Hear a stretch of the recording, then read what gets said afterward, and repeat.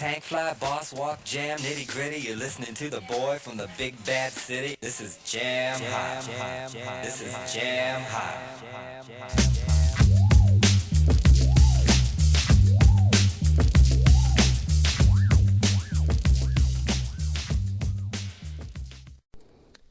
For the first time in, well, ever, there has been a meaningful reason to maintain some focus on your cyclocross in Scotland after Christmas. That reason is the Superquake series, and the first round took place on the 17th of January at the increasingly popular Rouken Glen cyclocross race, or RGCX to give it its hashtag. The setting was suitably festive with a generous layer of snow for the riders to race in. This is only the second edition of the race, and both times the course had snow on it. Expectations for next year have perhaps already been set. Racing on snow has its own peculiarities and challenges, so this race was set to separate the Martin Beanas from the Martin Boonas.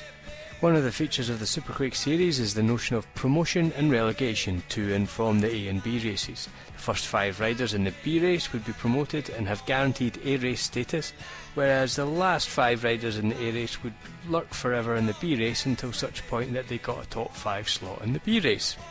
The B race set off at a great pace, and the inevitable surprise package showed itself in the form of Ross MacArthur, who set himself apart from a chasing throng. Callum Ritchie gave chase and looked close to making a bit of a sprint finish, but MacArthur managed to hold him off in the end. MacArthur, who had been riding in his first ever race, shortly announced his retirement from cyclocross with a 100% strike rate. Of the top 5 riders, only 3 had entries into further Superquake races, so it was to be Callum Ritchie, Fraser Tate and Michael Walker who would enjoy A racing as a result of their positions. Meanwhile, time trialist Sian Tovey came home first woman in the B race. The B race riders did a good job of preparing the course for the onslaught of the A race. This involved polishing up some icy corners, ploughing up some mud and skidding a nice chute onto one of the descents.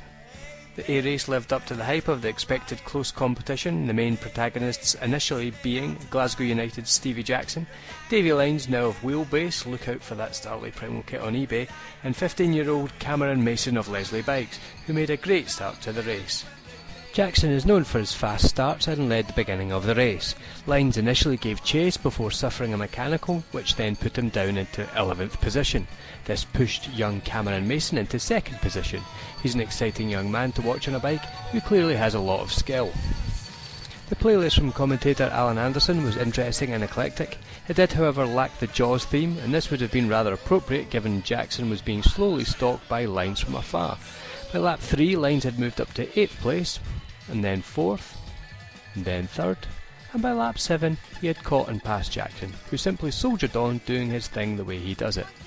Having already used his spare bike, Lyons didn't have another option in the pits, and then tragedy struck on the bell lap as he had yet another mechanical. Unperturbed, Lyons threw the bike on his shoulder and ran towards the finish line. Jackson, who had never given up hope, passed him shortly before the finish line to take the lead and the race victory. VC Milan's Ian Dunlop has been enjoying an excellent season, and this race was perhaps his finest result. He remained in 4th position for much of the race until young Cameron Mason began to fade, and Lyons had his second mechanical. He was then able to sneak by Lyons and find his way onto the second step of the podium. He'd been second in the race the week before, but the competition at Rouken Glen was at a different level, so this must surely be his best result. Initially, Erica Allen of VC Milan held a strong position as first woman, but while Anne Ewing of WV Breda was gaining positions every lap, Erica was shedding them. Mary Robinson, also of VC Milan, got off to a rather stuttering start, but gradually and consistently made up places to take second spot from her teammate who had to settle for 3rd in the end. And so, as I mentioned, 5 riders were relegated from the A races to the B races. These riders were Stuart Punton, Sean Quinn, Paul Noble and 2 other guys called McComsky and Hamill, but let's move on. The next race in the Superquake series is the Doonbank Trophy. Fittingly on the day before Rabbie Burns' birthday, we'll be racing in Ayr. I for one will be having a few drams after that. More to do with it being a Sunday than any attempt to toast the bard, I have to say. See you soon, and thanks for watching.